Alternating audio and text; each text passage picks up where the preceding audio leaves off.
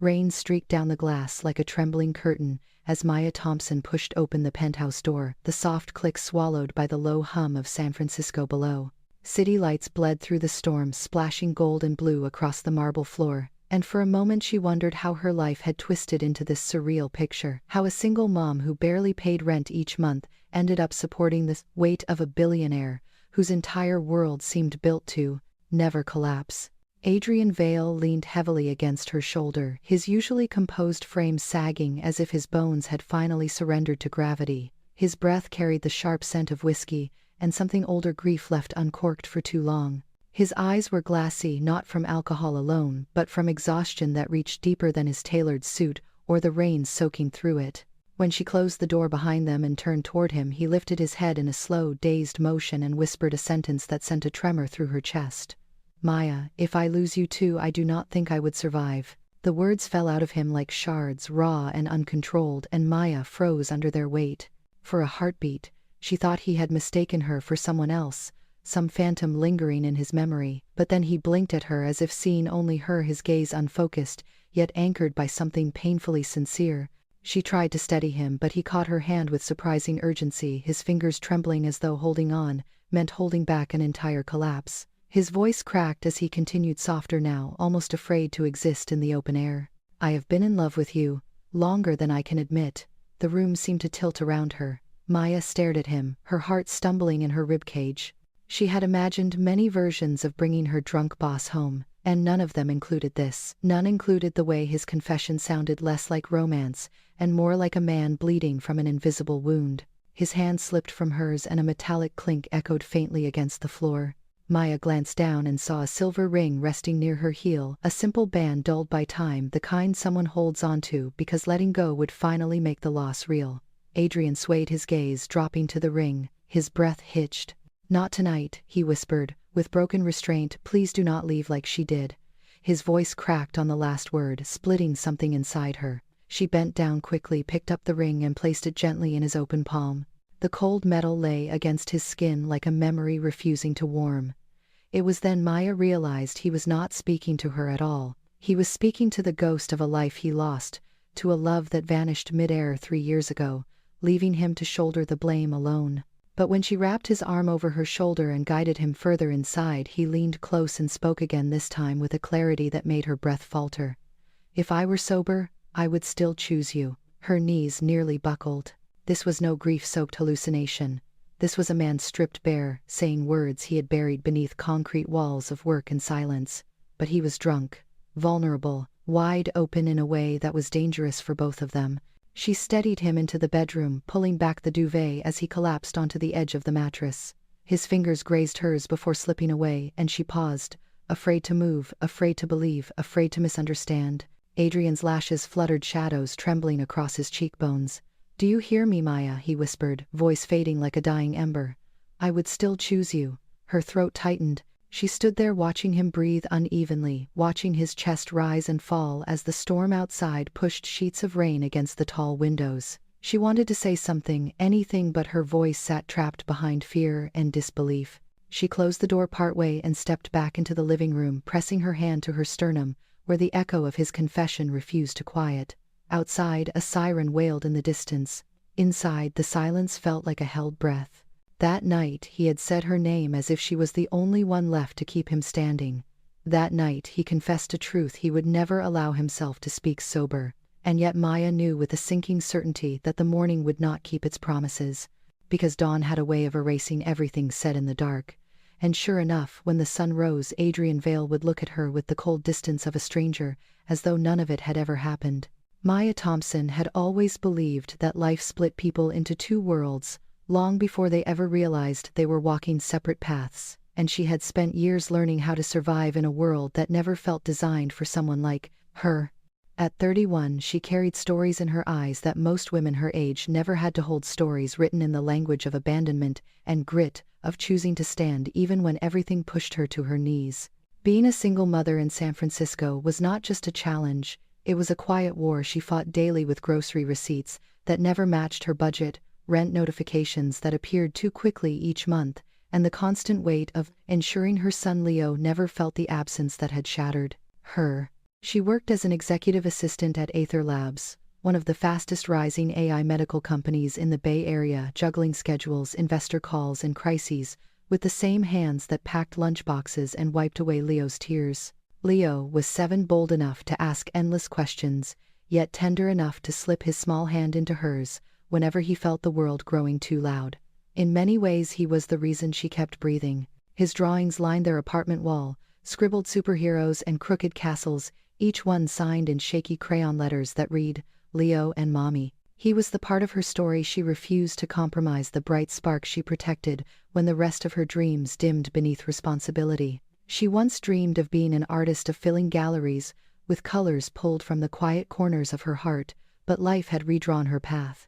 When she discovered she was pregnant, her boyfriend walked out the same night, leaving behind nothing except silence and the echo of her own disbelief. She had worked 2 jobs while finishing community college classes, clawing her way through exhaustion, until she found the steady paycheck Aether Labs provided. And though her role demanded everything from her, she was good at it, good enough that even the CEO's impossible schedule stayed balanced under her hands. Yet she never forgot what it felt like to be left behind, to stand in the doorway of an empty apartment with a child inside her whom no one else wanted. That memory shaped her heart into something both fragile and strong, easier to bruise but harder to break completely.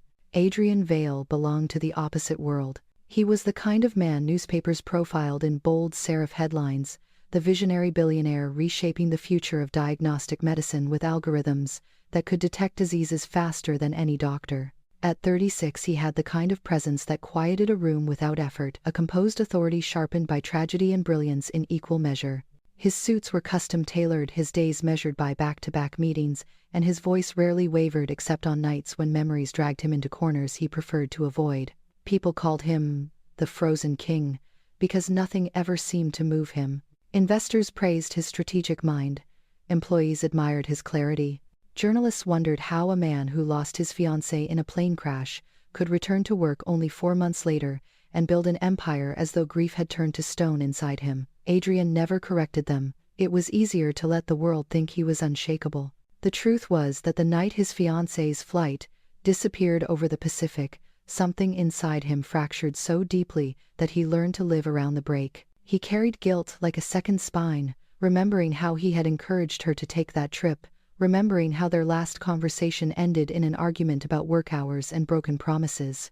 He kept her silver ring in his pocket every day as a tether to a life he could not reclaim yet could not fully bury. For 3 years, he avoided any hint of vulnerability, choosing instead to drown himself in work until sleep came as a collapse rather than a choice.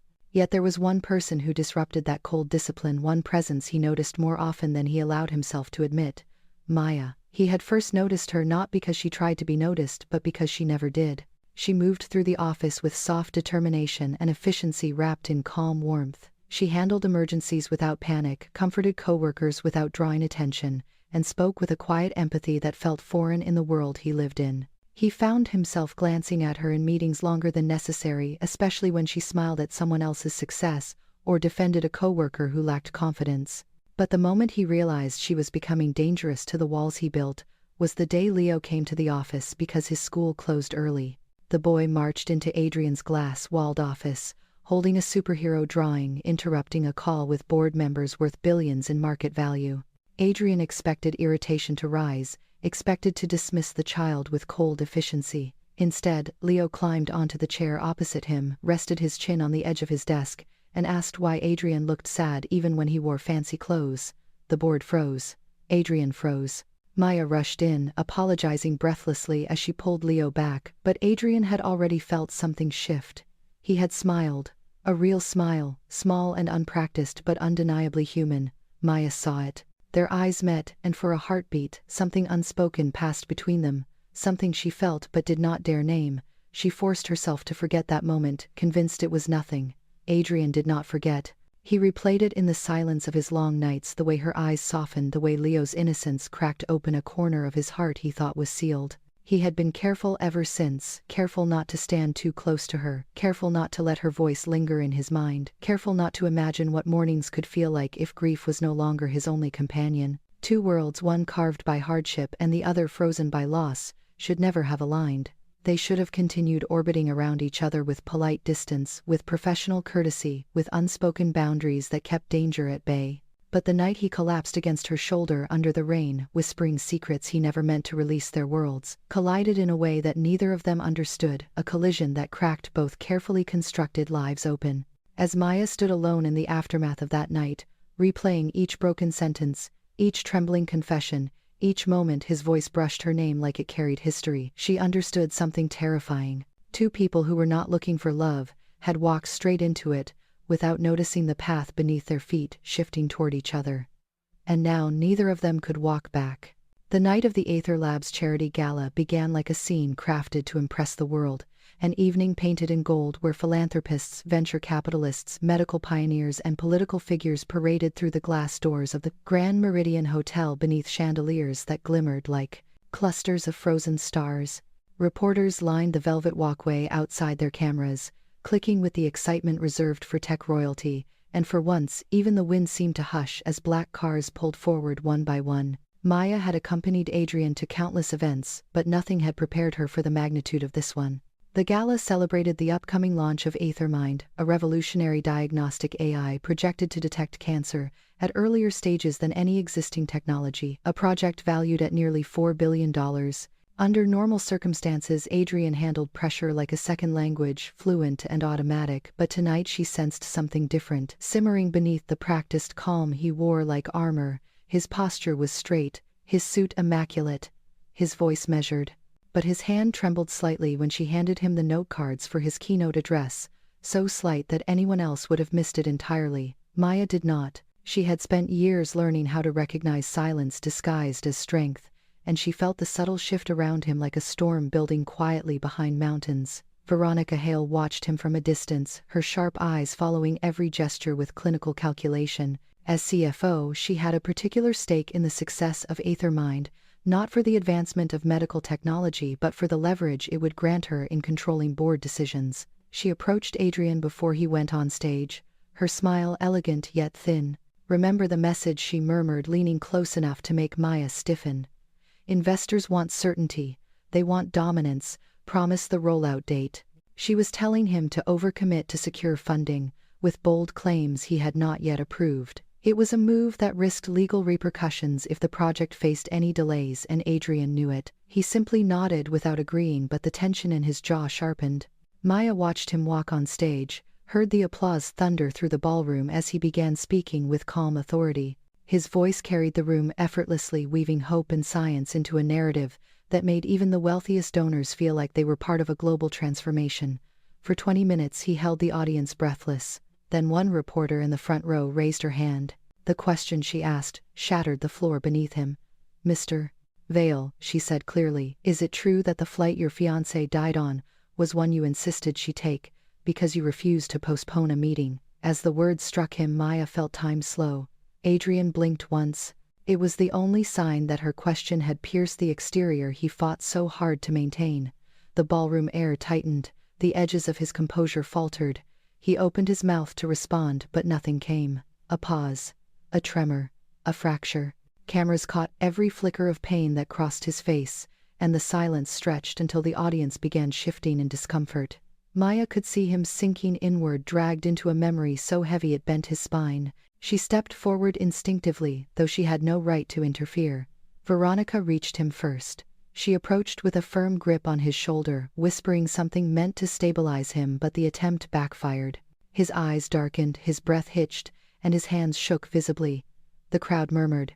It was the first time anyone had seen Adrian Vale fall apart in public. He managed to finish the speech, but the rest of his words felt hollow, unanchored, spoken mechanically, as though he was reading them for the first time. When he stepped off the stage, Maya saw the storm inside him crack through his expression.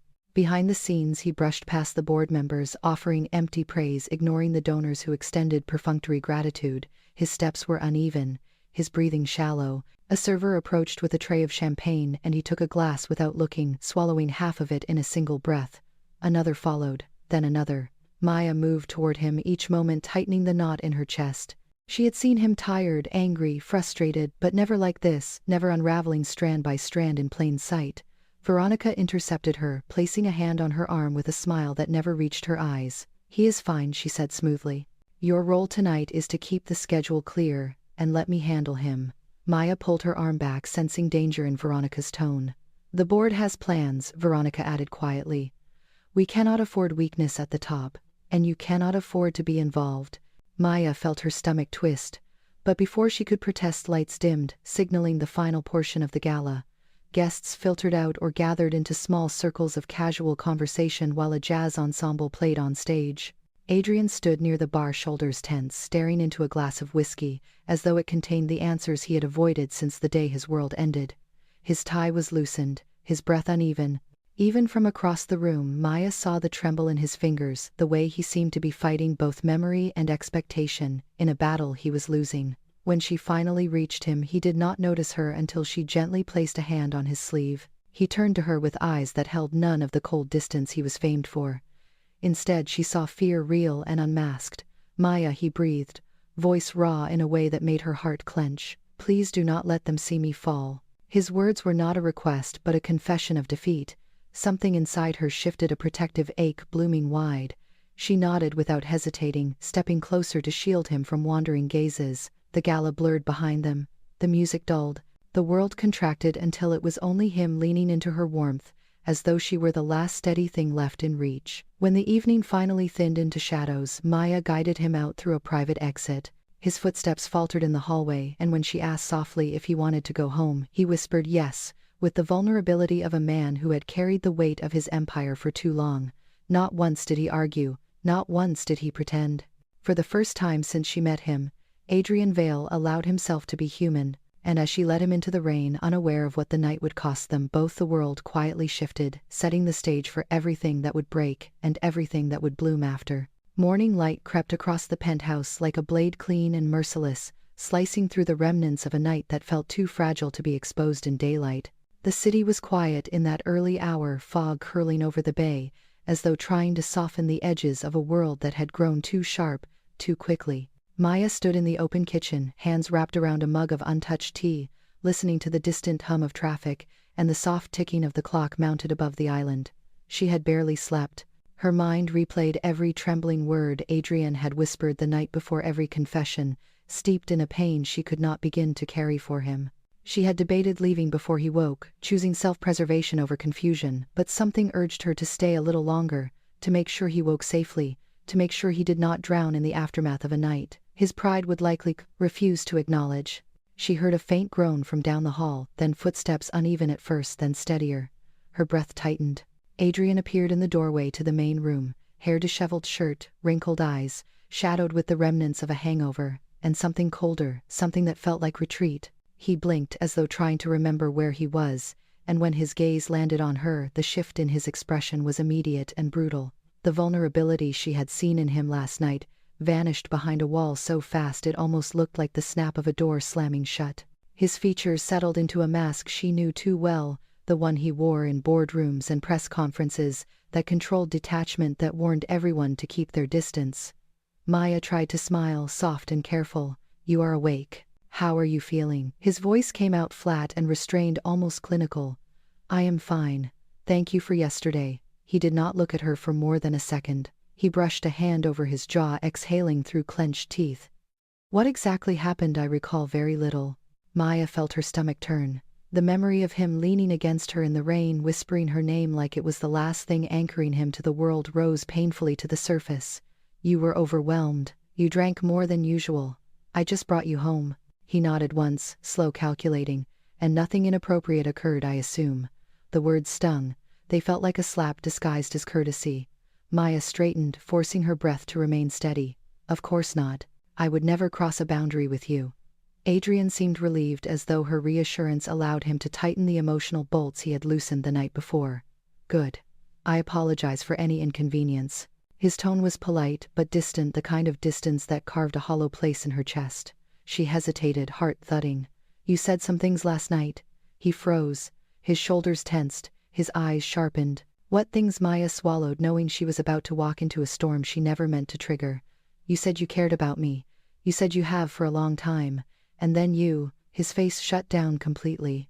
Whatever softness or sorrow she thought she had seen in him dissolved like mist under harsh sunlight. His voice dropped to a tone so cold she felt it deep in her bones. "I did not say that." Maya stared at him, struck speechless. "But you did. You said you would choose me." Even if he cut her off before she could finish, his tone slicing through her words. "Maya, I was drunk. I do not remember saying anything of the sort. And if I did, I assure you it was not intentional. It meant nothing." The phrase shattered something inside her, small but essential, like a fault line finally giving way. She dropped her gaze, blinking back the sting in her eyes. "I understand." It was all she could manage, though it tasted like surrender. Adrian stepped past her, heading for the espresso machine, with the detached efficiency of a man reorganizing his world so it no longer contained anything that made him vulnerable. His silence spoke louder than anything he said. He was rebuilding walls, reinforcing them with panic and denial, barricading himself from a truth he refused to confront. When he paused to run a hand across his forehead, she saw it, the tremor of fear he tried to hide, the dread of acknowledging a feeling he believed he had no right to have. He kept his back to her as he spoke again. "If anything inappropriate happened, I apologize on behalf of my behavior." Maya flinched. The apology was a blade disguised as courtesy. It told her he regretted the night, not because of the pain he had carried, but because he had allowed her to glimpse it. She forced her voice to stay level. "Nothing inappropriate happened. You were vulnerable and I helped. That is all." He exhaled, relieved by her boundary, though the relief felt like salt pressed into a wound she never asked to receive. "Good," he replied quietly. Then he straightened his shoulders, regaining the posture of a man who did not break, did not confess, did not let shadows spill into daylight. "We should both forget whatever you believe was said. It will be better for us professionally." For a moment, neither of them moved. The sunlight expanded slowly across the floor, illuminating the growing distance between them. Finally, Maya gathered her things. She felt strangely weightless, as though something essential had been scraped out of her, leaving only the shape of what used to be there. She stepped toward the door, offering him one last attempt at gentleness. "I hope you feel better today." He nodded without looking at her, his attention locked on the espresso machine, on anything except the woman who had held him through the worst night of his life. She walked into the hallway, each step echoing the ache she carried. The elevator doors slid open with a soft chime, and she entered, turning just as they began to close. Through the narrowing gap, she saw Adrian standing alone in the kitchen, shoulders tight, jaw clenched, eyes fixed on the counter, as though fighting some invisible enemy. Their gazes met for a single heartbeat, a flicker that felt like a plea, and a refusal tangled together. Then the door shut, severing the fragile thread that connected them. When she stepped out into the lobby, whispers swirled small and sharp. She caught fragments.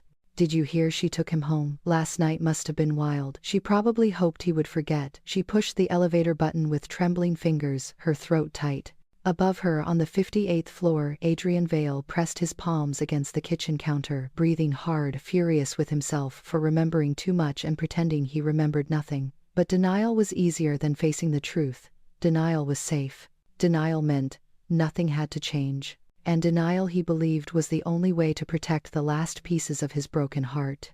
The rumors did not arrive like a storm, but like a slow spreading stain, beginning as faint whispers in corners of the 53rd floor, before seeping into Slack channels, text threads, and break-room conversations, with a speed that made Maya feel as if the walls themselves had turned against her. By mid-morning, the office that once buzzed with the clean efficiency of a rising tech empire now felt like a glass cage filled with eyes staring through her. As she stepped out of the elevator, clutching her tablet and the revised investor schedule, she felt the shift immediately. Conversations dipped. Keyboards fell silent. People who usually greeted her with warm nods suddenly avoided her gaze, their expressions pulling tight as though proximity to her might tarnish them. She ignored it at first. She always ignored small cruelties. Years of raising a child alone had taught her that some battles were not worth the energy. But she could not ignore the way two junior analysts paused beside her desk, whispering loudly enough that she was clearly meant to hear. "She took him home last night." "Like actually home? Have you seen the footage?" Someone posted a clip. "It is on the internal Slack thread." Her pulse faltered. Footage. The word hit like a punch. She opened her laptop with trembling hands and clicked into Slack. A private channel called Speculation had been created overnight. It should have been shut down. HR monitored these things, but apparently not quickly enough. At the top of the thread sat a short video clip, grainy and angled, from the side entrance of the Grand Meridian Hotel. The footage showed her supporting Adrian as they walked out together. The clip cut off before anything meaningful could be seen, abruptly sliced to make their proximity look intimate, deliberate, damning. Someone had added text beneath it. "Looks like the assistant knows how to get a promotion." Another comment followed. "He is vulnerable, and she took advantage." Classic. More comments piled on each one, sharpening a narrative that turned kindness into exploitation. Her throat went dry. The implications twisted her stomach. She closed the laptop before she could see more. When she turned, she found Veronica watching from the far end of the corridor. The CFO leaned against the glass partition with her arms crossed loosely, her expression unreadable but her eyes far too calculated. A small knowing smile flickered at the edge of Veronica's mouth before she disappeared into her office. Maya felt the blood drain from her face. She knew Veronica disliked her, but this level of escalation was something darker. The morning moved in a blur. She attempted to focus on work, answering emails with fingers that refused to steady, printing schedules, flagging investor concerns, but every step she took seemed to echo louder than normal. Every shadow in the office somehow pointed at her. Around 11, she walked past two marketing associates near the coffee bar. One muttered, "I knew she was too close to him. Boundaries exist for a reason." The other whispered, "Imagine seducing your boss for job security." Maya kept walking, head held high, though her vision blurred. The words clung to her skin like oil. By noon, her name was no longer a person but a rumor, a story people shaped to their own entertainment, a lie repeated so often it began to feel like something tangible. When her phone buzzed, she nearly dropped it. It was an automated HR summons. "Meeting today at 2, formal review." She knew what that meant. Someone had filed a complaint, maybe several someones, and HR, to avoid liability, had no choice but to investigate. She pressed a hand against her chest, as if she could hold her heart in place. The irony stung. She had spent years teaching Leo to always help people no matter the cost. Now her act of kindness had become ammunition against her. At her desk she found a small blue envelope. No name, no handwriting. She opened it quickly, hoping it was something benign, maybe an apology from a kind coworker. Instead, she found a printed screenshot of the Slack thread with one line highlighted. She knew exactly what she was doing. A note was written beneath it in red ink. "Do not pretend you are innocent." Maya folded the paper before the nausea could rise. She slipped it deep into her bag. She would not cry. Not here. Not where every tear would be twisted into further proof that she was unprofessional, emotional, unstable. But she could not stop the tremor that moved through her when someone whispered near the printer. She probably hoped he was too drunk to refuse. She stepped into the nearest restroom, gripping the sink as cold water hit her face. Her reflection looked haunted. She hated that. She hated how easily cruelty reshaped her. She inhaled slowly, counting to 4, something her therapist had once told her before she had to stop attending sessions because she could not afford them. "You know the truth," she whispered to herself. "Do not let them tell your story." But even as the words left her lips, she felt the floor beneath her shifting. When she finally returned to her desk, a message popped up on her screen. "Please come to HR on the 4th floor." Adrian was not allowed to intervene in HR matters involving employees he directly supervised. She knew this. But some small part of her had hoped he would send a reassuring message, something to anchor her. Nothing came. At 1:30, her phone buzzed again. Leo had texted from school. "Mom, look, I made you a picture." The photo loaded slowly. It showed a crayon drawing of a tall person cradling a much larger figure towering above him. The giant had tears falling from his eyes. The small person had a cape. Beneath it, Leo had written, "Mommy saving a giant." Maya pressed a hand to her mouth, and for the first time all morning the ice around her heart cracked just enough to let a single breath of warmth through. She texted back a heart and "I love it, sweetheart, Mommy will see you soon." Then she rose. At 1:58 she entered HR. The room smelled like fresh carpet and neutral decisions. 2 representatives sat across from her, their expressions professionally blank. "We received complaints regarding last night's events," one began. "Several employees are concerned about potential boundary violations." Maya sat straighter. "I did nothing wrong. I helped a colleague who was in distress." Another representative interjected, "That colleague is your superior. The power dynamic complicates matters. It would have been advisable to notify someone else to accompany him." She wanted to laugh. She wanted to scream. But she did neither. She answered every question calmly, clearly telling the truth without embellishment.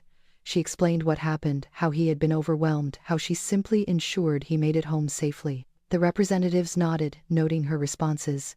Finally one spoke with a tone that felt rehearsed. Until the review is complete, we advise maintaining strict professional distance. Maya understood the coded warning. She was one complaint away from suspension. She left HR with her shoulders stiff and her breath shallow. The office felt colder now, sharper, like a place designed to punish anyone who stepped out of line, even by accident. As she walked through the hallway, she sensed someone watching. She turned. Adrian stood at the far end near the boardroom, his expression unreadable beneath the polished exterior he had regained. Their eyes met. For a heartbeat, something flickered in his gaze, a question, a hesitation, maybe even regret. But then he looked away, his posture tightening as though acknowledging her would compromise them both. Maya exhaled slowly and kept walking. Kindness had become a weapon in the hands of those who feared her proximity to power. And she knew the worst was still coming.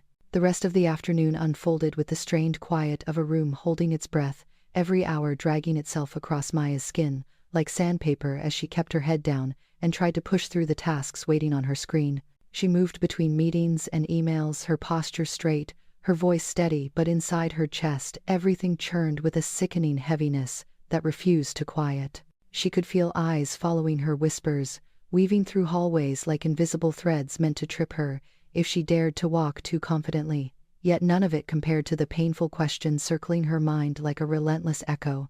Did he truly not remember anything he said last night, or did he simply regret saying it? Maya found herself replaying the memory again and again, the sound of his voice splintering beneath the weight of truth, when he whispered that he would choose her even sober.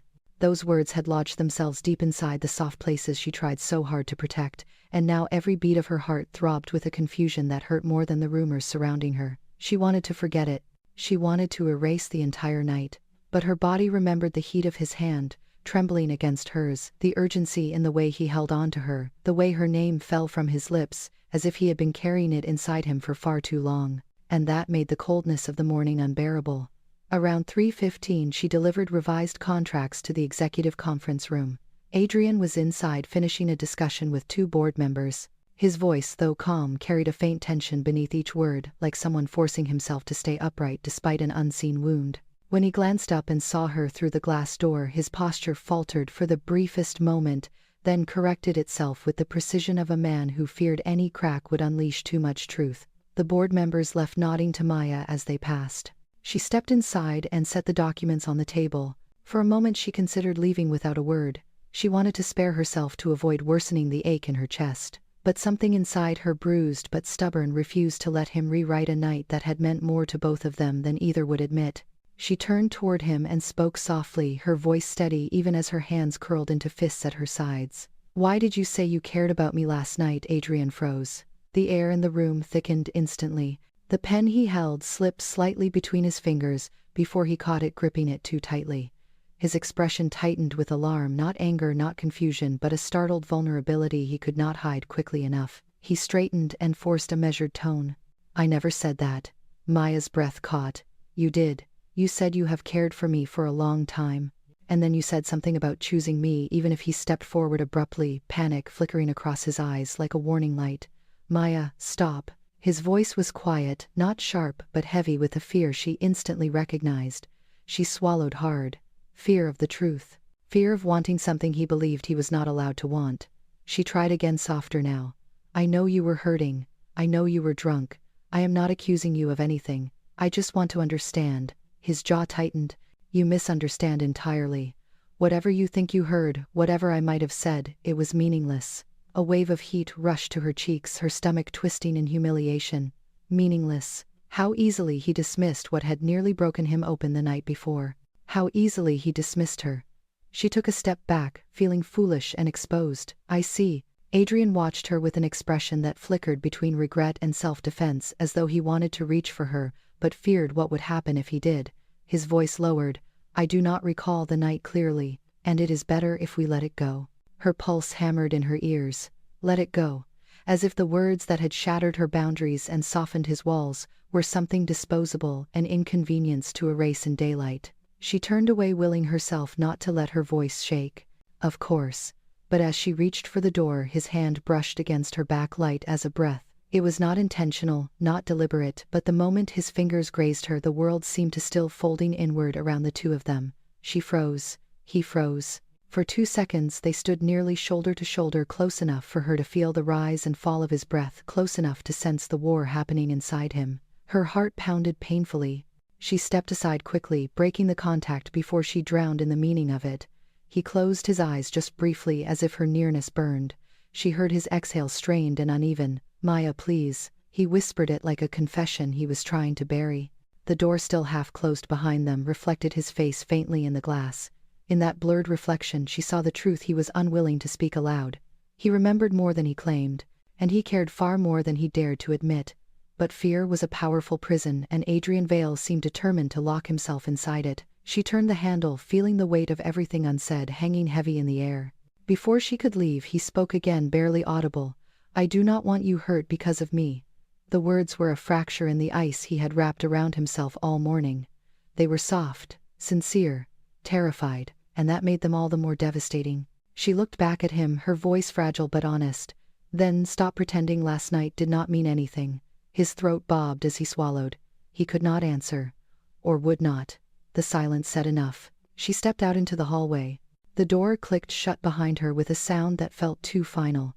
She walked quickly, each step dragging a heavy ache down her spine, but before she reached the corner she pressed her back to the wall and exhaled shakily. The confession she could not unhear echoed inside her, louder than his denial, louder than her fear, louder than the entire building murmuring with gossip. It was the truth beneath everything else. The truth he had tried to drown in liquor and then bury in daylight.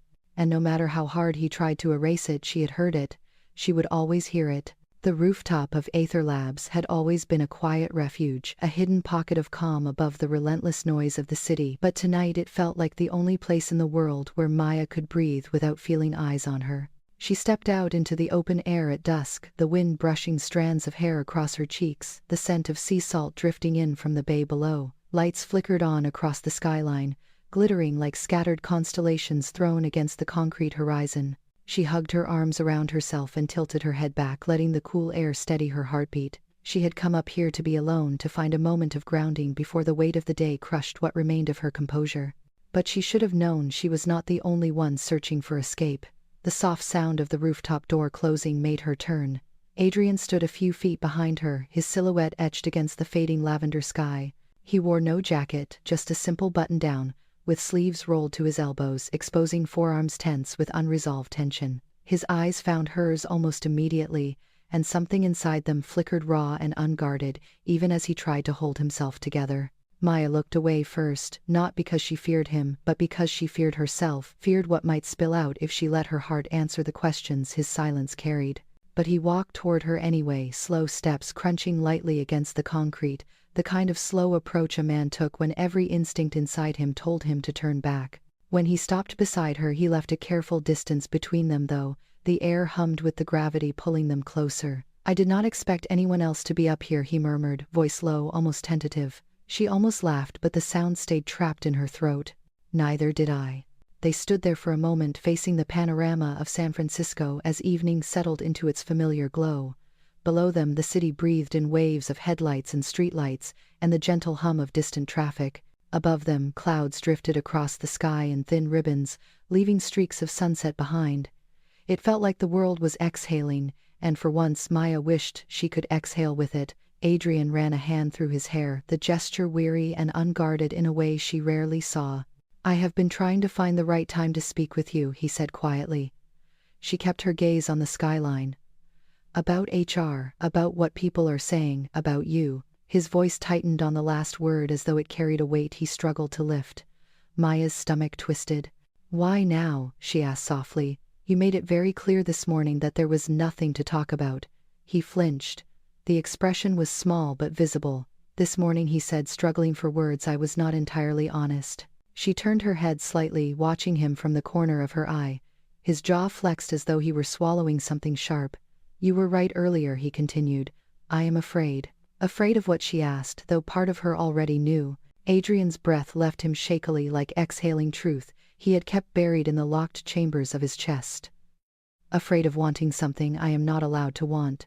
Afraid of failing again. Afraid of hurting someone who does not deserve to be hurt."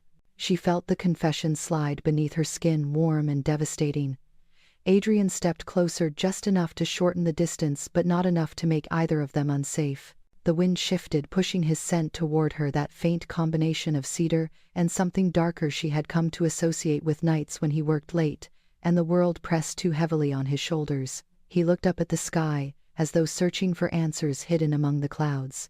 "When Claire died," he said quietly, as if the words were fragile, "the world told me it would get easier with time.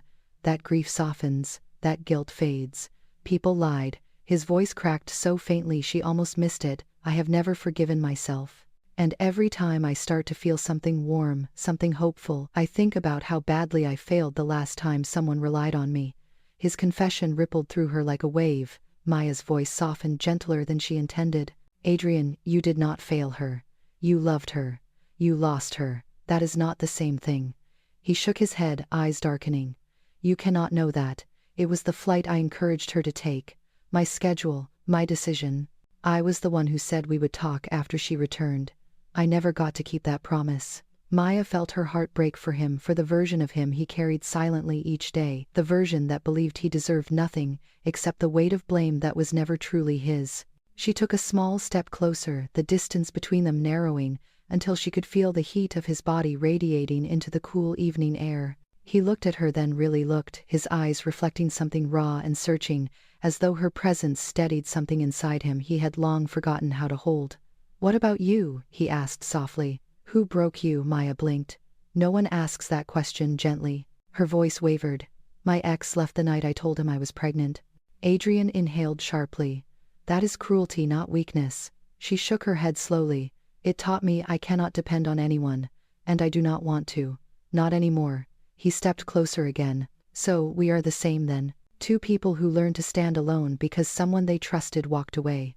Maya exhaled. "Maybe." A sudden gust of wind swept past them, catching her off guard. She stumbled backward slightly, but before she could regain balance, Adrian reached out instinctively, his hand gripping her elbow with steady strength. The moment stretched, suspended in silence. Her breath caught. His fingers tightened just enough to hold her safely, but not enough to trap her. She felt the tremor in his hand, not from fear but from restraint. Slowly she lifted her gaze to his. His eyes were no longer cold, no longer guarded. They were warm, conflicted longing. His thumb brushed the inside of her arm in a barely there motion, the kind of touch someone made only when fighting an impulse to hold on longer. Adrian leaned in an inch, barely noticeable, but enough to make her heartbeat thrum through her body like a pulse of electricity. His gaze dropped to her lips for a fraction of a second, then snapped back to her eyes with a restraint so tense it almost hurt to watch. He wanted to kiss her. She saw it. He saw that she saw it. The air grew heavy with the possibility. The world below them faded.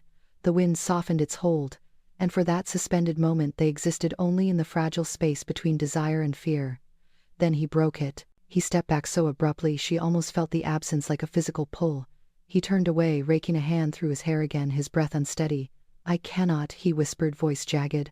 Maya swallowed the sting of rejection, though deep inside, she knew it was not rejection at all, but terror, the kind that grips a man who has only recently rediscovered the ability to feel anything. She folded her arms across her chest, hiding the part of her that ached for him. "It is okay," she murmured, though it was not truly okay.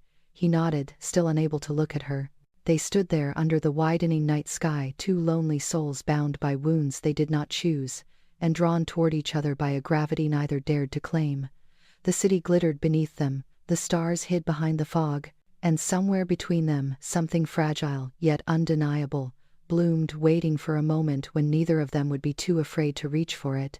The morning after the rooftop conversation began with a deceptive calm, the kind of quiet that settles over a battlefield just before someone fires the first shot. Maya arrived early, hoping to avoid the stares, the whispers, the tightening silence that had wrapped around her like a noose since the rumors began. She moved quickly through the lobby, eyes low, shoulders straight, repeating to herself that all she needed to do was survive the day.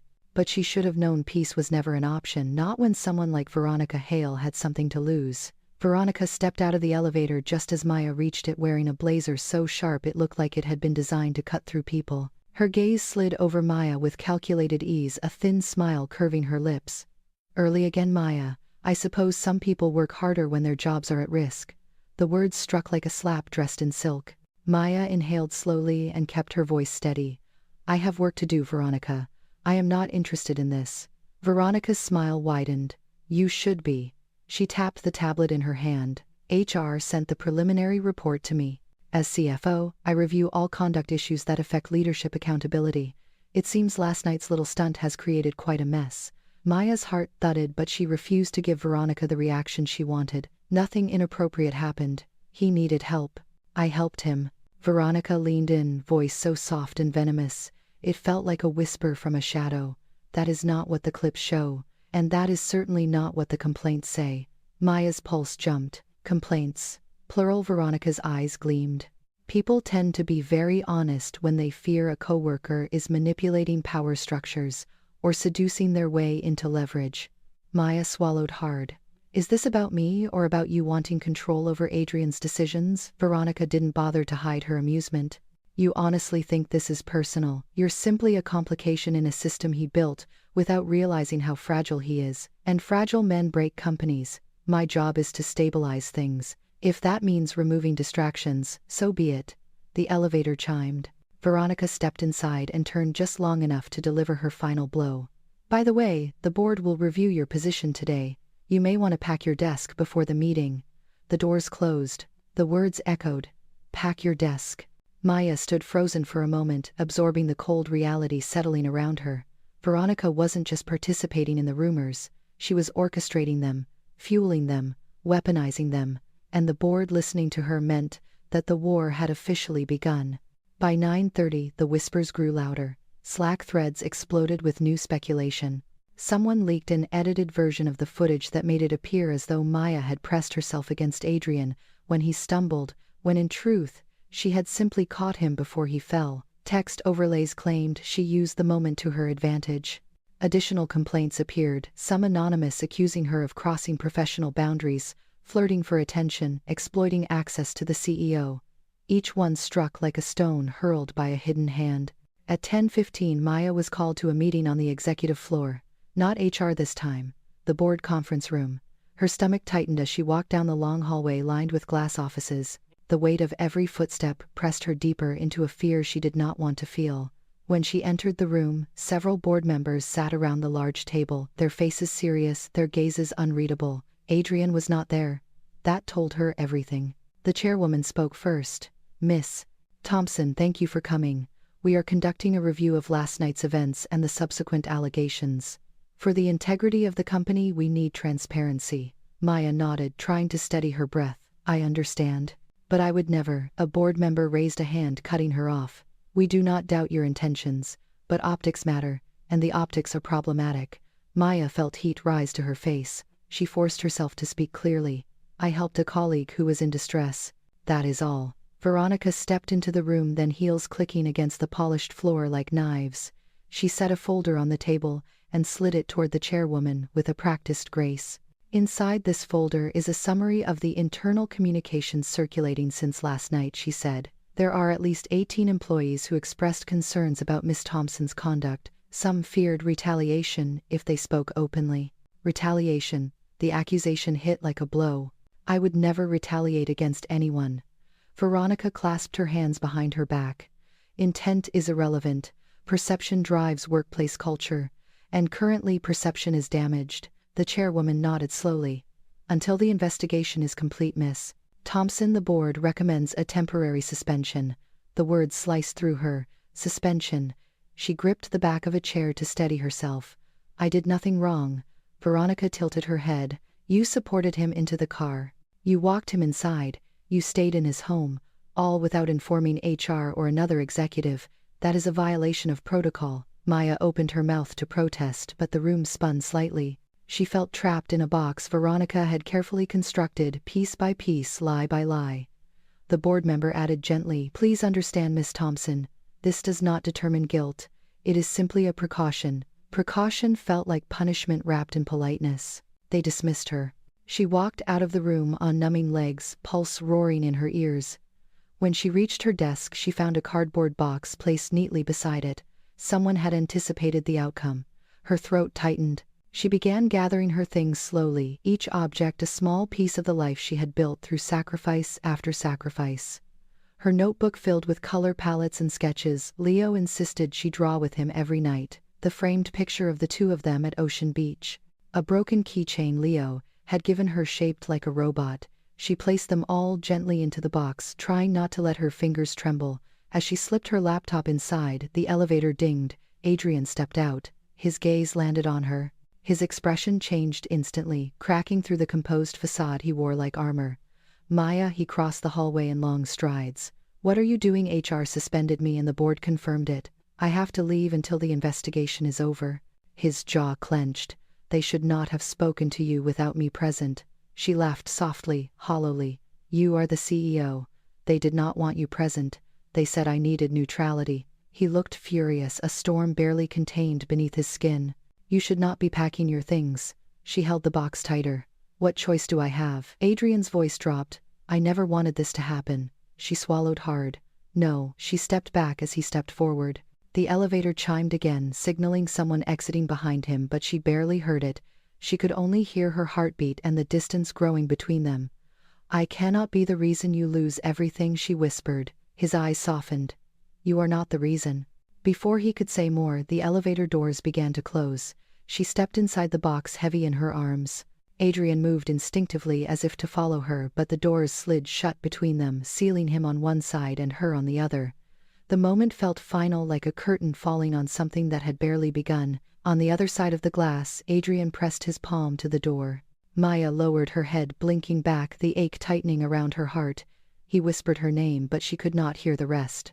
Veronica stood down the hall with a small, triumphant smile. The first battle of her war had been won. Adrian Vale had never been a man who lingered in the quiet, but that evening, after Maya disappeared behind the elevator doors, with a cardboard box pressed to her chest, silence settled around him like an iron shroud. He stood in the hallway long after she left, staring at the muted reflection of himself in the elevator's brushed steel, his breath shallow, his pulse erratic, every fiber of him screaming that something had slipped out of place in a way he could not undo. He should have gone back to his office. He should have put out the fires spreading across his company. He should have confronted Veronica for the weapon she had turned his vulnerability into. But instead, he found himself walking toward the one room he rarely entered, unless absolutely necessary, the Security Operations Center, the heart of Aether Labs' surveillance infrastructure, the room where truth lived even when everyone else chose to bury it.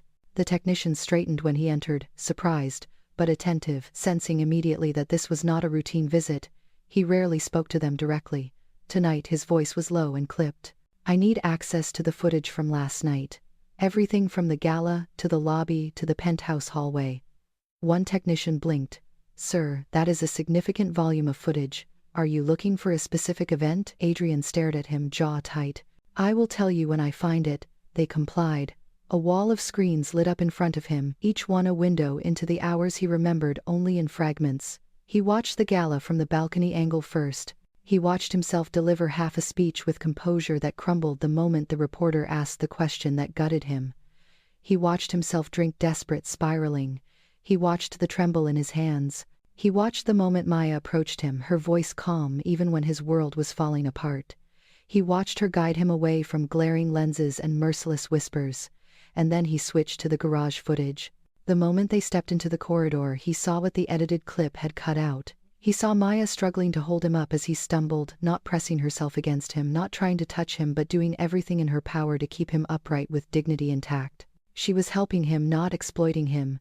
How had the narrative twisted into something so vile? He zoomed in further, the tremor in her arms as she bore his weight, the careful distance she kept even when supporting him, the fear in her eyes, not of being caught doing something wrong, but fear of him collapsing entirely. He clenched his fists, breath catching painfully. She had protected him, while his company devoured her. Play the penthouse hallway footage, he ordered quietly. The screen shifted. There he was leaning against Maya as he struggled to unlock his door, his movements clumsy, his face contorted with exhaustion and grief. He watched Maya carefully guide him inside her hands, gentle but precise, never crossing a boundary. Then the audio crackled faintly to life. Maya asking softly, Adrian, can you hear me? Do you want water? Adrian's own voice answered, slurred but sincere, Maya, do not leave me. The words punched through him. His breath vanished. Play that again. The technician replayed the clip, Maya's voice trembling as she whispered, I am right here. I will not leave. And then, his voice breaking wide open. I have been in love with her long before last night. The technician froze, eyes widening. "Should I continue playing this, sir?" Adrian's voice came out tight. "Yes." The footage rolled on. They watched him sink onto the bed, watched Maya kneel so she could remove his shoes without humiliating him, watched her pull a blanket over him with tenderness that echoed something deeper. Then came the moment he had not been able to recall clearly that morning. He reached out, catching her wrist with a grip full of panic. "Do not leave like she did." Maya leaned closer, whispering with a softness that carried more strength than any steel. "I am not leaving." He watched himself breathe out a shaking thanks, watched the way she cupped his hand for a brief moment of grounding before gently placing it back on the blanket. Then she retreated to the living room and sat on the edge of the couch, instead of sleeping in his home office or leaving entirely. The camera angle from the penthouse living area captured everything. Maya sitting upright for hours, checking on him at 2 a.m, refilling the water on the nightstand, adjusting the blanket when he shivered, pacing once with her arms wrapped around herself, as if she were trying to swallow the weight of the world tightening around her. She never invaded his privacy. She never took advantage. She never crossed a line. She stayed because she refused to let him drown alone. Adrian swallowed hard, his throat burning with emotion he had not allowed himself in years. "Stop," he whispered. The footage paused on the image of Maya sitting on the couch, curling her knees to her chest, exhaustion pulling her forward as she tried to stay awake for a man who had done nothing to earn such unwavering protection from her. He pressed a hand to his forehead. For the first time since Claire died, he felt something inside him buckle in a way that was not destruction but awakening. He remembered. God, he remembered everything. He remembered the warmth of her hands, the softness of her voice, the ache in his chest when he said her name. He remembered the confession he had spent years burying under grief and guilt and responsibility. He had loved Maya long before he had the courage to admit it. He had loved her in quiet ways, in unspoken glances, in the way her presence steadied him when everything else tore him apart. And he had told her the truth only because alcohol had stripped away every mask he wore. He closed his eyes tightly, exhaling a sound that was half a cry, half a release. In the reflection of the black screen he saw himself, not the CEO, not the billionaire, not the man who carried an empire on his back. Just a man who had failed someone he cared for in the cruelest way possible. He whispered into the stillness, "I hurt her. I hurt the one person who protected me." The technician hesitated. "Sir, do you want us to compile a formal report?" He shook his head. "No." He pushed away from the console, heart pounding with a clarity that nearly brought him to his knees. He knew what he had to do. Not as a CEO, not as a strategist, but as a man who refused to let history repeat itself. He would not lose Maya the way he lost Claire. Not to silence. Not to fear. Not to himself. He left the security center and strode down the hall with purpose he had not felt in years. He did not care about optics. He did not care about corporate politics. He did not care about Veronica's war.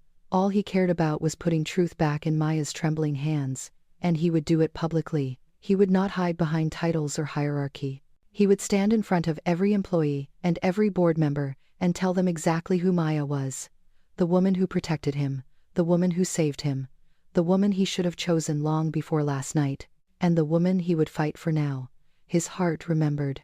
And now he would act. Adrian spent the entire night in his office, the glow of the city stretching beneath him, like a restless heartbeat thundering against the windows, as if urging him forward. He had not slept, not even for a moment. Every time he closed his eyes, he saw Maya sitting on his couch with exhaustion darkening her gaze, saw her holding herself together while his world collapsed onto her shoulders, saw her walking away with a cardboard box because he did nothing to stop a lie that devoured her reputation. Dawn broke over San Francisco in shades of pink and muted gold, but it brought no peace. He pressed his palms flat against his desk and inhaled sharply. Today the company would hear the truth. All of it. He sent a message to every department, every floor, every division. Mandatory attendance, auditorium, 9 a.m. No exceptions. Rumors exploded, instantly firing through Slack channels and office hallways like sparks striking dry wood. Some said he was resigning. Others whispered that someone was being fired. Others speculated it was about the Aethermind launch. No one guessed the truth. At 8:58, the auditorium filled with nearly 1,000 employees, board members included. The atmosphere churned with tension, anticipation, and a quiet fear that something monumental was about to unfold. Maya was not there. She had woken up believing she was suspended, believing she no longer had a place in the building. She sat at her small kitchen table, drinking cheap coffee, trying not to let Leo see the worry tightening her face. But none of that mattered here. Inside the auditorium, Adrian stepped onto the stage wearing a suit darker than the shadows behind him. He held no papers, no tablet, no script. When he faced the audience, silence descended instantly. His voice was steady when he began, though there was an undercurrent of something deeper, something alive and trembling beneath each word. 3 nights ago, you all saw a photograph circulating the company. A photograph of me and my executive assistant Maya Thompson. Whispered reactions rippled through the crowd. He continued, "You assumed you knew what was happening in that picture. You assumed you knew what kind of woman she was, what kind of man I was, and what kind of story lay behind a grainy frame taken out of context." He paused, letting the words settle. The assumptions were wrong. He clicked a remote, and the massive screen behind him flickered to life. The unedited footage from the gala entrance played. The full version. It showed him struggling to stand, struggling to breathe under the weight of a question that ripped open a wound he had spent years burying. It showed the tremor in his hands. It showed Maya stepping toward him not with flirtation or opportunism but with genuine concern. The audience watched stunned. Then came the garage footage, this time uncut. It showed Maya bearing his weight, supporting him with effort and distance, both doing everything possible to shield him from humiliating himself. Gasps rose from the rows. Adrian did not look away. He forced himself to face every frame. Then the penthouse hallway footage appeared. The audio was faint, but clear enough to hear his broken whisper, "Maya, do not leave me," and her soft reply, "I am right here." A shocked silence rippled through the room. The video continued. His confession poured through the speakers like an exposed nerve, raw and undeniable. "I have been in love with her long before last night." The room froze. No one moved. No one breathed. Adrian let the footage play until the moment Maya retreated to the couch and slept upright for hours, nothing but concern shaping her every gesture. Then he turned back to his employees, to the board, to the people who had allowed a lie to thrive. "While you judged her," he said lightly but with a steel edge beneath the words, "she was protecting me. While you whispered about boundaries, she was making sure I did not choke on my own grief. While you assumed she was manipulating power, she was saving me from falling apart in public and allowing this company to retain its dignity." His gaze moved across the audience. Many looked ashamed. Many looked stunned. A few looked afraid. The truth was a mirror, and it reflected everyone. What you saw online, what you repeated in Slack threads, was a manipulated clip designed to harm her reputation. And you believed it because it was easier to believe a convenient lie than to ask about a complicated truth. His voice deepened. "Maya Thompson acted with more integrity that night than anyone in this room, including me." He stepped forward unflinching. "I failed her. Not as a CEO. As a man who hid behind denial because he was afraid of his own heart." A tremor of vulnerability crossed his features. "And for that failure I take full responsibility." Murmurs stirred the air, but Adrian pressed on. "Effective immediately, all disciplinary action against Miss Thompson is revoked. Her suspension is lifted. All complaints filed against her will be reviewed and dismissed. And any employee who knowingly participated in spreading defamatory claims will meet with HR today." A heavy silence followed, then the chairwoman's voice cut from the front row. "Adrian, the board did not approve a public disciplinary directive." He faced her without hesitation. "The board can object later. Right now, the company needs truth, not bureaucracy." Gasps echoed. No one had ever seen Adrian speak to a board member like that. But the room was not done imploding. Adrian steadied himself, inhaling deeply before delivering the final blow. "This is not just about allegations. This is about a culture that has allowed rumors to replace facts, allowed cruelty to masquerade as concern, allowed integrity to be sacrificed for entertainment. That ends today." The auditorium was silent. Then he spoke words no CEO ever dared say, words that would be remembered long after the lights dimmed. "And for those of you wondering where I stand in all this, let me be clear. My feelings for her are my own, and they did not begin that night." A shockwave ripped across the room. Some people gasped. Some whispered. Some stared wide-eyed at the man they thought they understood, only to realize they had never glimpsed more than the surface.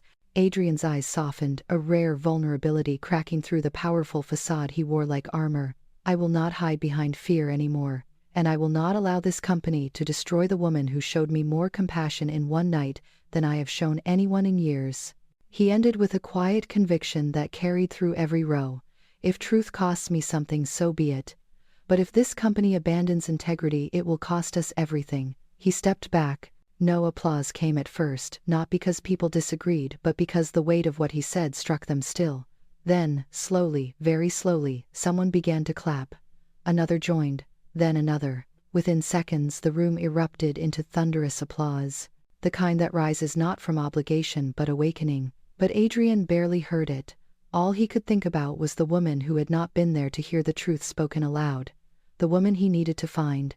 The woman he had already chosen long before he knew how to say it. Maya spent the morning trying to convince herself that the ache in her chest was something temporary, something that would fade, once she accepted the simple truth that she was no longer welcome at Aether Labs. She made Leo breakfast, braided his hair because he insisted it made him feel fast during recess, and forced a smile every time he looked at her with the innocent certainty that the world was safe as long as she was near. But the moment she dropped him off at school, the fragile strength holding her together cracked. She sat in her car outside the building, forehead pressed to the steering wheel, breathing through a knot in her throat. She had lost jobs before. She had lost people before. But this loss felt different, because she had not just lost a position or a paycheck. She had lost possibility. The possibility of something that might have grown between her and the man who claimed he felt nothing, who pretended a confession hadn't slipped from his heart when the world's weight tore through him. She wiped her face, pulled herself back to composure, and drove home. She had barely stepped inside her apartment when her phone buzzed relentlessly. Unknown number again. Then her email flooded with subject lines from coworkers. Emergency meeting. Are you seeing this, Maya? You need to come back. She ignored them. She had nothing left to defend. But then her screen lit up with a message from Aether Labs' internal alert system. Mandatory company update at 11. Video attached. Against her better judgment, she clicked it. Her breath left her. It was the footage. The whole truth. Every camera angle. Every word he whispered. Every moment she had held him up, while the world saw only a blurred version of who he was. And then his voice filled her apartment, steady but trembling with something she had never heard from him before. While you judged her, she was protecting me. While you whispered about boundaries, she saved me. Maya's hand slipped over her mouth. Tears gathered instantly. And then came the words that hollowed her completely and filled her all at once. My feelings for her are my own. And they did not begin that night. Her heart slammed against her ribs. She sank onto the couch, breath twisting into something unsteady, dizzying, overwhelming. Adrian Vale had told the entire company that he cared for her. Not in private, not with hesitation, in front of everyone. Her phone rang again. This time it was his number. She stared at the screen, pulse pounding, unable to answer. She needed time. She needed breath. She needed to understand what this meant, because everything inside her had shifted at once. She thought denying him this morning was protection. Now she realized it had been fear. Her phone buzzed with a new message. Maya, please meet me on the rooftop. She closed her eyes. The rooftop, the one place neither of them could hide anymore. She grabbed her keys, locked the door behind her, and drove faster than she knew she should. Her hands shook as she parked, as she walked through the lobby, as she stepped into the elevator that carried her back into the building she believed had spit her out hours earlier. When the doors opened onto the top floor, the hallway felt surreal, quiet, suspended in a breathless kind of anticipation. She pushed open the rooftop door the way she had countless times before, but this time the air hit her with a strange aching warmth. Adrian stood near the railing, wind tugging at his shirt, the skyline of San Francisco rising behind him like a backdrop crafted for confessions and endings and beginnings all at once. He turned the moment he heard the door. When he saw her, something inside him unraveled. Not with fear this time, not with regret, but with a relief so intense it softened every edge of his usually guarded expression. Maya, he breathed, stepping toward her. She hated how her voice trembled. Why did you do that? Why did you show them everything? Why would you risk your position for me? He stopped just inches away, the wind brushing loose strands of hair across her face, his voice low enough to steady her breath but heavy enough to shake the ground she stood on. Because it was the truth. Because I should have protected you the moment those rumors started. Because I failed you, and I was never going to fail you again. She blinked hard, trying to absorb the softness in his eyes, the conviction threading through every word. Adrian exhaled shakily. And because there was something else, something I buried so deeply that even I pretended not to see it. Maya's pulse hammered violently. He continued. Last night I remembered everything. Her breath caught. He stepped closer, his voice breaking open like the first crack of sunlight after a storm. I remembered every word I said to you. Every moment your hands steadied me. Every second you stayed even when I gave you nothing in return. She whispered, you said you didn't remember. I lied. His eyes glistened with something raw and unhidden. I lied because I was terrified. Because wanting you felt like betraying a promise to someone I lost. Because caring for you meant admitting I was still alive. And I didn't know how to do that without falling apart. Maya swallowed the rising emotion clawing at her throat. Adrian stepped even closer until their breaths mingled, until the air thickened with the weight of everything unsaid. But I remember now. And even if I hadn't, his voice lowered to a whisper meant for her alone, I would still choose you. Something inside her shattered then, not in pain but in release. The words she had held onto through the confusion, the denial, the heartbreak bloomed alive again. She whispered his name, barely able to speak. Adrian. He reached up slowly, giving her every chance to step away. His hand hovered near her cheek, trembling slightly. May I? His voice broke. This time I want nothing hidden. Nothing blurred by alcohol. Nothing stolen by fear. Maya leaned into his touch before he even made contact. Yes. The simple word tore through both of them. His palm cupped her cheek, warm and careful, his thumb brushing the corner of her lip with reverence that sent heat rushing through her chest. She lifted her hand, placing it over his, anchoring him to her. They stood like that for a long moment, forehead to forehead, breath mingling, hearts pounding in uneven rhythm. Then he whispered, Maya, I am in love with you. Not because you saved me that night. Not because you stayed. But because you see me. And I have spent years being invisible even in rooms full of people.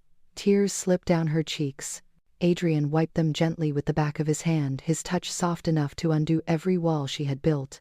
And when she finally spoke, her voice trembled with truth. I love you too. Not the CEO, not the billionaire. You, the man who smiles at my son like he matters. The man who breaks but tries again. The man who calls my name like it means something. His breath caught. The distance between them dissolved. Their lips met in a kiss that felt less like a beginning and more like the moment two storms finally recognized each other and folded into calm, slow, searching, full of everything they never said. When they parted, he rested his forehead against hers, whispering into the small space between them.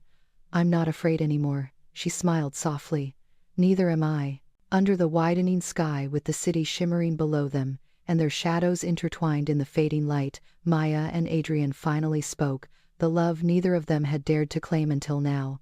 1 year later, the world looked different, in ways Maya could never have imagined, not because the skyline of San Francisco had changed, or because Aether Labs had expanded into 3 new global markets, but because the life she lived now did not resemble the life she once fought to hold together with. Nothing but grit and quiet hope. On a bright June morning, sunlight streamed through the glass walls of her new office on the executive floor, warm and golden, as it spilled across the stack of partnership proposals she had been reviewing.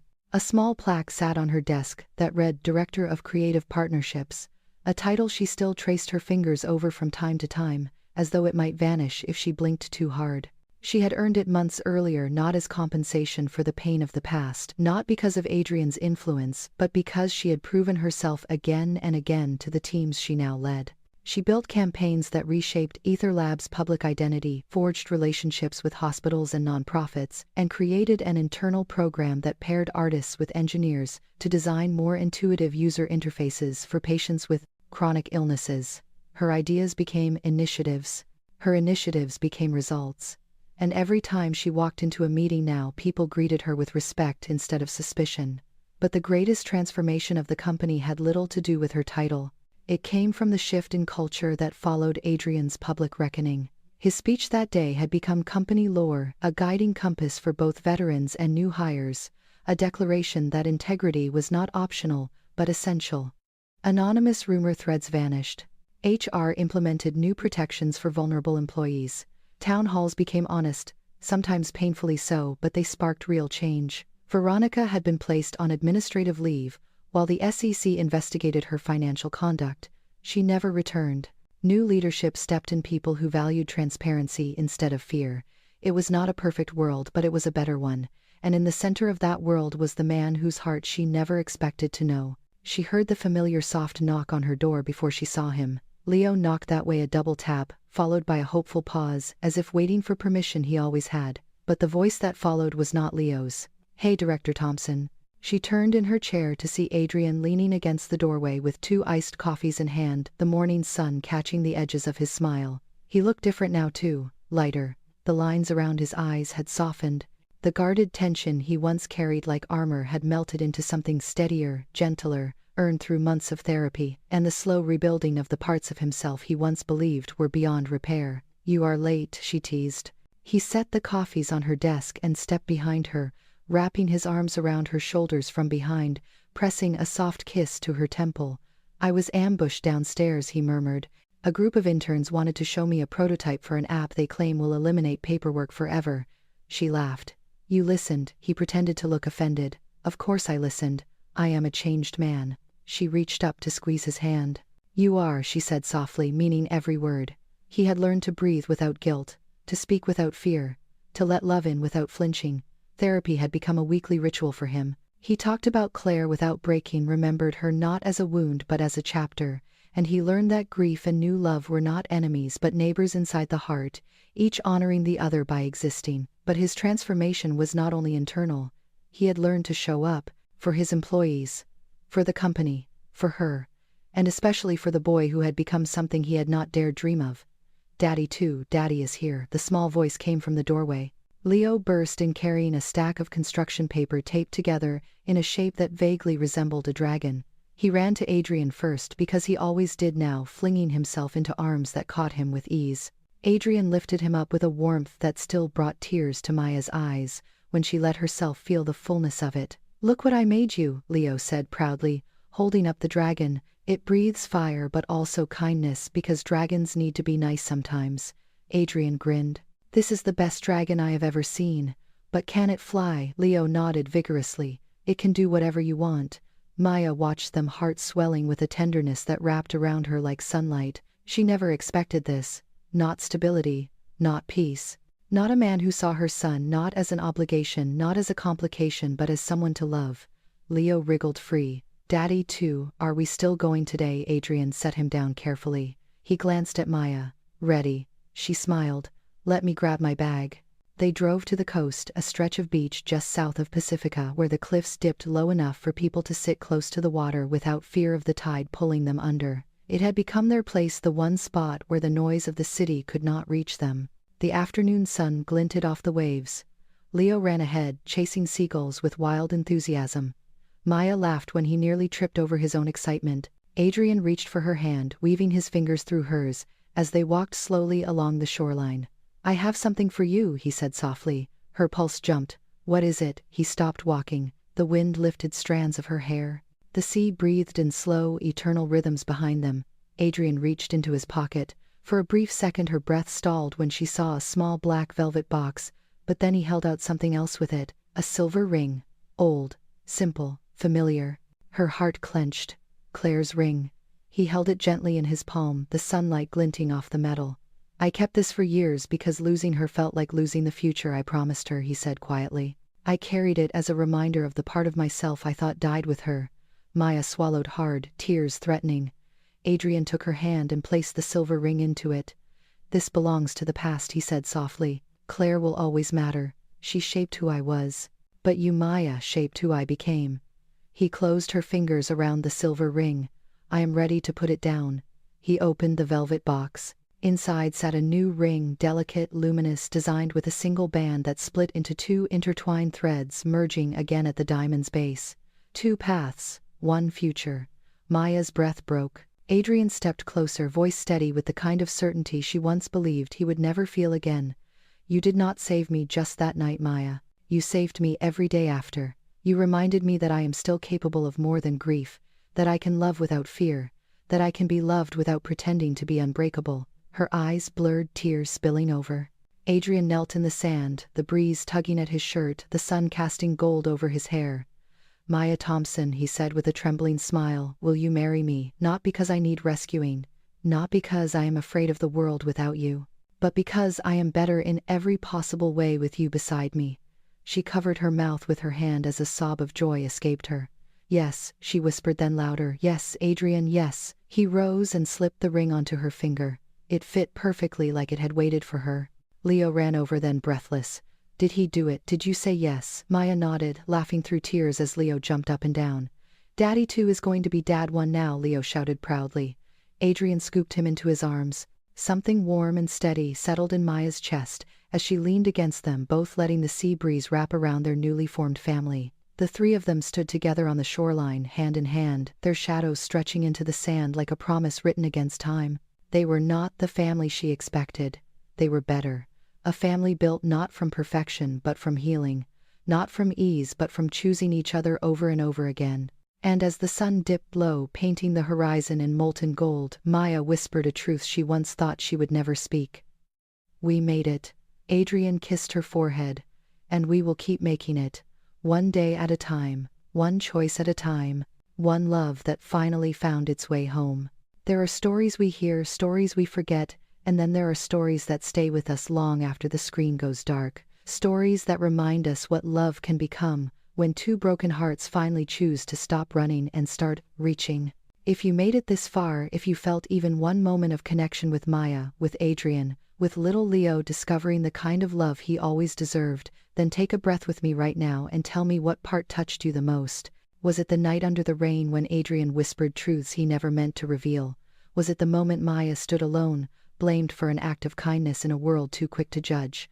Or was it the rooftop where two lonely souls finally admitted what their hearts had known long before their minds caught up? Maybe it was the scene at the beach, where a man who thought he was too broken to love, let go of a past he once clung to, and offered his future with an open heart. Whatever moment caught you, whatever line made you pause, I want you to share it in the comments because your voice helps this channel grow, and your perspective might be exactly the thing someone else needs to hear today. And while you are here, tell me where you are watching from.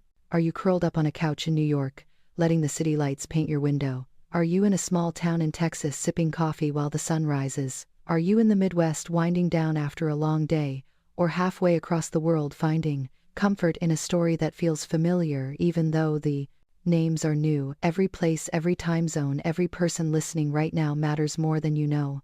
Your support is what keeps these stories alive.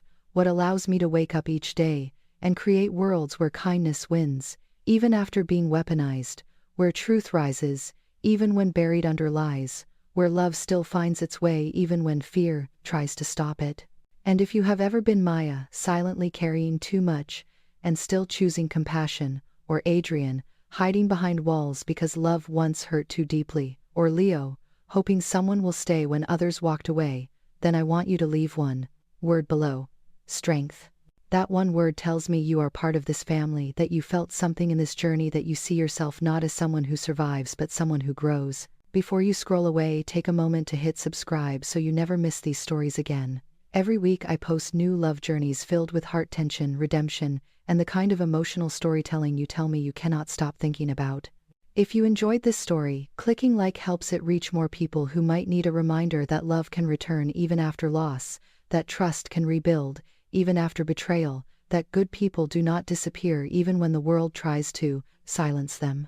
And if you want more tales like this one, where powerful men learn to be gentle, where working mothers find the love they never thought they deserved, where children become the bridge between two hearts, too afraid to speak, then let me know in the comments what dynamic you want next. Billionaire and nurse, single dad and CEO, rancher and runaway, teacher and grieving father, your ideas shape this channel more than you know. Now take one last breath with me and hold on to this truth. Love does not always arrive when we are ready.